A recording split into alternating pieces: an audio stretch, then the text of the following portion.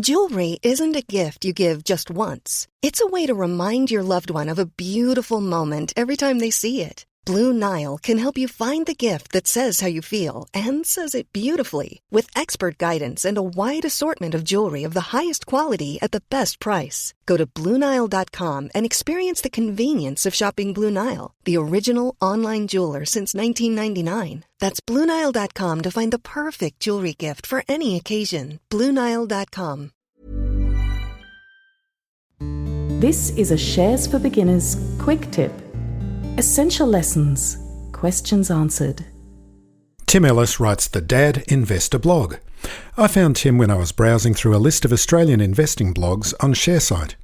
In this quick tip, Tim and I talk about the importance of learning, building a robust network to share the journey, busting the myth that market performance depends on the effort and research you put in, and getting over the idea that you have to start with a large amount of money. Absolutely. And a lot of first-time investors get nervous because they think they have to put a large amount of money in and into something that they don't know and then just wait and see what happens. But I think with these new tools and micro-investing in particular becoming more prominent and available to us, it's such a great opportunity for people to start. Like you said, $5 is all you need to get going. And yes, you can look at the numbers and work out the fees and the costs and stuff like that. But until you have some skin in the game as an investor, you don't actually know what to expect. You can build it up and you can be as nervous as you want, but until you get started, you don't actually know what's going to happen. But the best way I found is to actually be in the market and be in the game and go, well, this is what investing is really like. What's my next move after that? So for a lot of first-time investors, that first step's so difficult, but now the barriers to entry are just being pulled down so that you just don't need the significant amount of money to get started. You like to write about famous investors and what you've learned from them. Who are some of your favourites and what have they taught you? Look, I don't have any one famous investor. I don't follow anyone religiously like that, but I do appreciate the wisdom that comes from a number of the more prominent ones that we see and read about. I will make one point about them, though, is that they have one thing in common, and that's they've done it for a long time. Every single investor that I read about or hear about has done investing for a long time, and that just paints a picture that while we can listen to the Buffetts and the barefoot investors and, you know, all the Peter Lynch's of the world and stuff talk about what they invest in, how they build portfolios, I think you just got to look at them and go, these people have been doing their craft for such a long time, and that's so important to investing. So, yeah, look, for me, I've mentioned those names. Peter Lynch is a great one. I think he has some great wisdom. Locally as well, Peter Thornhill is a great individual. I went and watched him speak in person a few years ago, and he gives a great perspective on investing for income. And he's got a book as well. I think that's a fantastic read. So for me, I just love hearing perspectives from people who have done things for a long time. So, you know, you've got the famous overseas investors, as obviously. There's some local people here that have some great insights. But I think the common theme is listening to people who have done the same thing and effectively for a long period of time is a great way to build up your understanding of investing and your education as well. And what about surrounding yourself with a good network? What do you mean by that? Yeah, so for me, I'm someone that people come and talk to about money. So it's not to say I'm some kind of guru or anything, but people just know I'm into investing. I have this site that I write about investing. So for me, a lot of people come to me and just don't have anyone else to talk about in terms of money or investing or numbers and things like that. And so for me, I encourage people to really go and build a solid group of people where you can. It's not always possible, but where you can, try and find some like-minded people who are interested in not necessarily money, but just sort of, you know, that wealth building concept where you're looking to do something more with your money. And it goes not just for investing, but a lot of many aspects of your life where you are the average of the people around you, aren't you? So for me, I make sure that, you know, I'm having conversations with friends and family about things and having more of them with the right people. So yeah, I think it's just gravitating to the people who are going to be good for you in terms of your financial life is a good way to learn a lot as well. So whether that be in person or online or people you follow or read about or podcasts you listen to, if you build a habit of just listening and understanding perspectives of people you want to grow with, then I think you'll put yourself in a good place as well.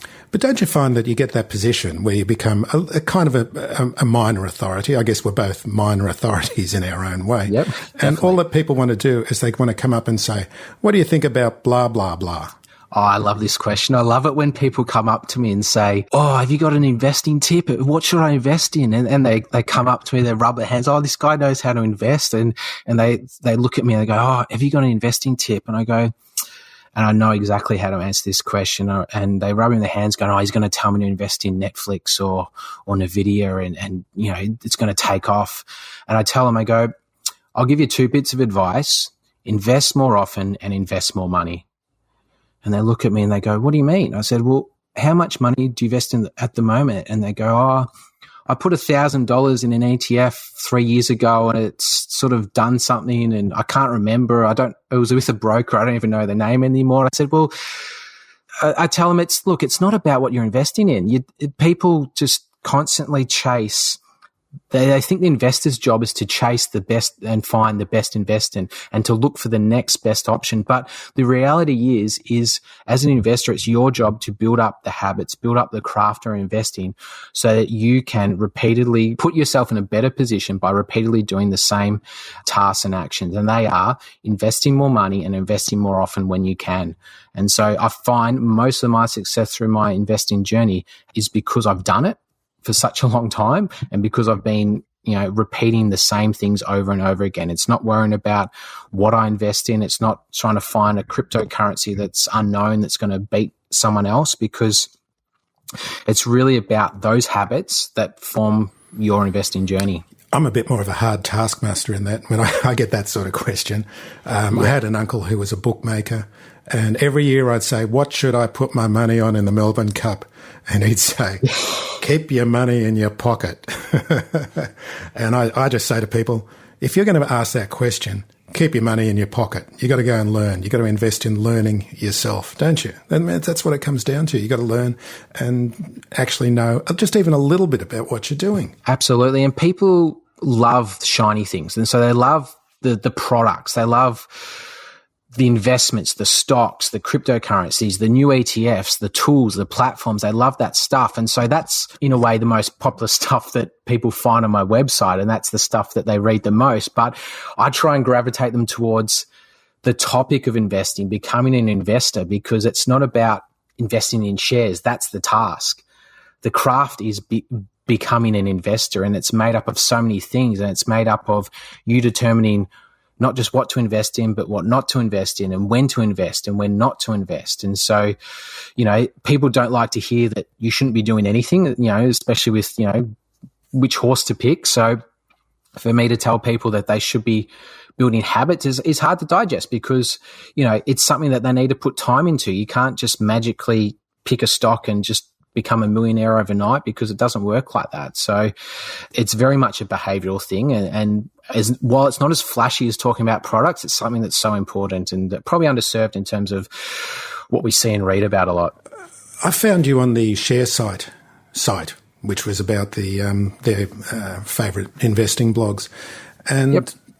What's your thoughts on benchmarking? Because for me, to suddenly see it starkly in there, what you're trying to do compared to if you just went into we've been talking about an index ETF, and it can be so deflating when you see, if I just put my money just in this thing and just sat back and didn't do anything, I would have been so much better off. Yeah. So how do you approach benchmarking? ShareSite's a great tool.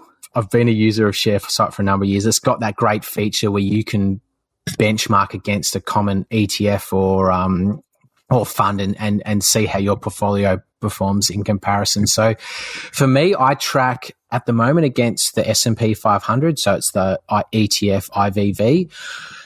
That's been fairly decent the last 5 or 10 years. And so that in many aspects does overshadow my portfolio performance.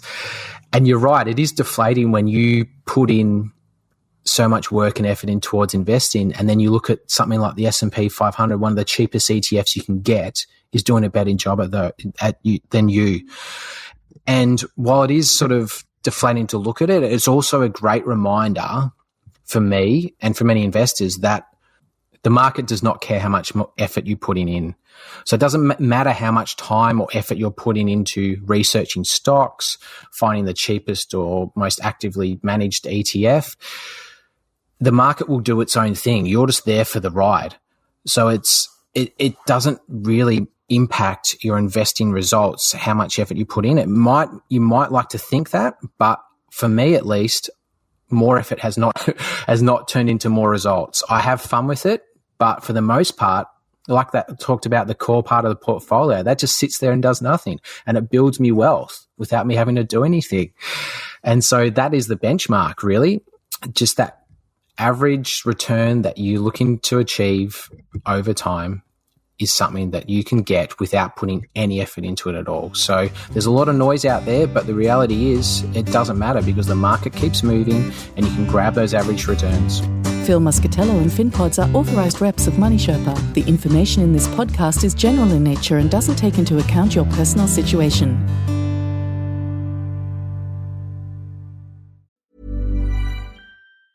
At Staples Business Advantage, our team of experts can help you find the breakroom products to satisfy everyone's preferences, while AI can suggest popular items, monitor stock levels, optimize pricing, and automate reordering. AI can do a lot of things. But I can never know the taste of a truly great cup of coffee. Sigh. But you also can't get hangry. This is true. At Staples Business Advantage, we help you select from 2,000 breakroom products, so you can be sure there's something for everyone. Yum. Sign up today and save 20%. Staples Business Advantage. Business is human.